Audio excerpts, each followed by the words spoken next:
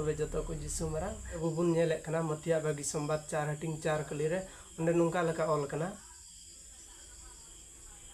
जिसु ये रोडवर किदा ऑल मिना मनवा दो एकेन पिठा ते दो बांग मेनखान ईश्वरा मोचा खन उंडुगो कान मी के मी कथा ते जीवेदो कना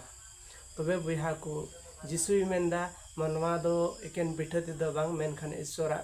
मोचा खन उंडुगो कान मिटे कथा ते मी के मी कथा ते जीवेदो कना तबे अबु दो ईश्वरा कथा ते बुन जीवेदो कना तबे चे लका बुन जीवेदो कना अबु मा दाका बुन जमे ओना दाका ते दो अबु हरमो जीवेदो कना मेनखान ओका ईश्वरा कथा ओना दो अबु आत्मा जीवेदो कना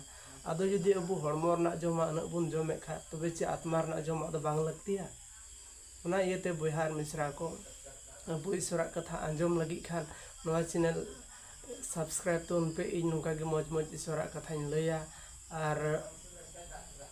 तीना इन लय दाड़े आइने गे आपे इन लय जहर पिया और तो को जिसु मरांग और जतो को जोहार।